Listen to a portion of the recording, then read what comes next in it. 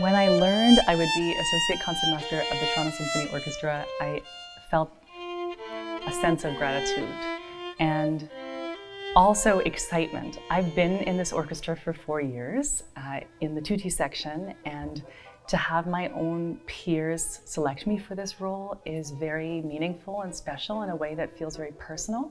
I recently stumbled upon an interview I did when I was 11 years old in French. I was at that time a student at the Conservatoire de Gatineau, and I had won some kind of prize, and the person interviewing me asked me, "What do you want to be when you grow up?"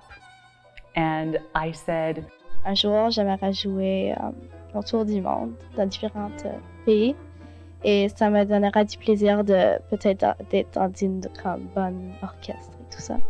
And I found that by chance just recently, and I got goosebumps because I just, first of all, had forgotten that a little child version of myself had dreamt of being a member of an orchestra.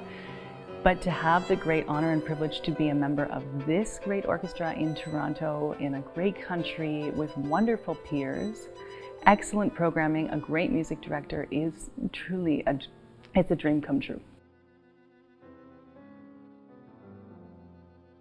One thing that I love about the Associate Concertmaster role is the duality of this position, which is unique really to any other role in the orchestra. It is both a supporting role and a leadership role as well.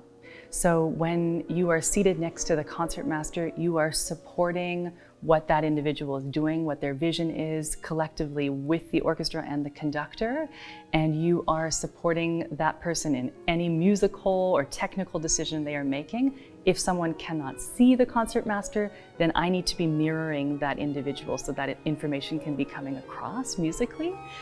But also then you are seated concertmaster on a different program, and you have to be able to make those decisions and step into that leadership role. So the duality of that role, both as a supportive one and a leadership role, is exciting, and also I feel a metaphor for real life.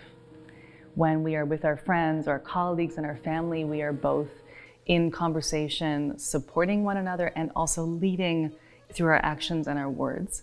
And I feel that the Associate Concertmaster role can do both of those things, and I really look forward to that.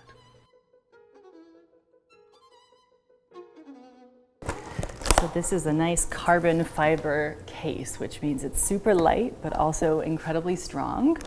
And when you move around a city so many times in a year, you really want something that's comfortable and light and durable.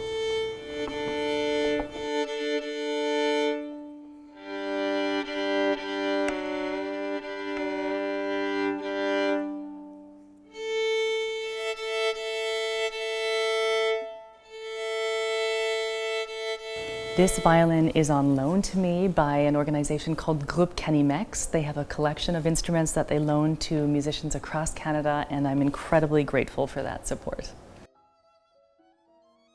So this violin was made in 1737 in Venice, Italy by a person named Domenico Montagnana.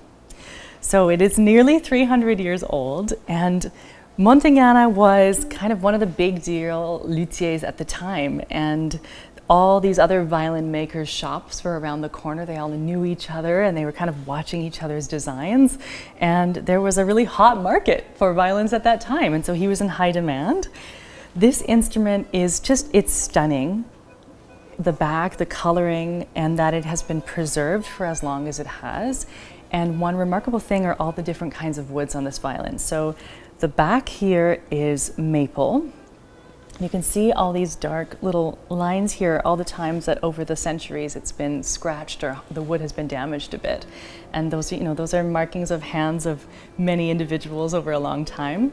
Right here where the wood is a bit lighter is because the varnish has just slowly been damaged over 300 years because of the oil on someone's skin. So when it's resting on the shoulder over, literally decades of being played, particularly in the Baroque time when they didn't have any pieces, any shoulder rests here, this is, someone else's skin has touched this instrument for hundreds of years.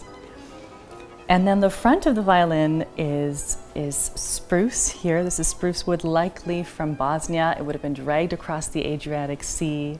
And then this is ebony, which is from Africa and is one of the most durable woods, incredibly long lasting. And it sort of needs to be because of all the finger action here in the left hand. So I'm quite literally playing with a forest, and these woods, for me, kind of environmentally speaking, represent a time when we lived in a different climate. The world was different. This is like just the beginning of Industrial Revolution, and the kinds of winters and summers we have now in these regions of the world where this wood is from. I mean, for example, ebony is an endangered wood now, and we just don't have this kind of quality wood as much in this century. And so this is a living preservation of a time when we lived differently. We were more connected to nature. We felt connected to the natural world. I'd also like to draw some attention to these. If you come in closely, you'll see little rings here, very, very, very thin, on the wood, on the spruce. And what those are just like when you slice open a tree trunk, you can see all the years. That indicates every single year this tree was growing. And sometimes when I'm feeling particularly connected to the music or to the instrument and I'm thinking of a passage of time, I look down and I see that this represents half a century. Maybe that's probably 50 or so rings on the tree, and it took 50 years for this little piece of wood to grow. And how privileged am I that I can play on this instrument.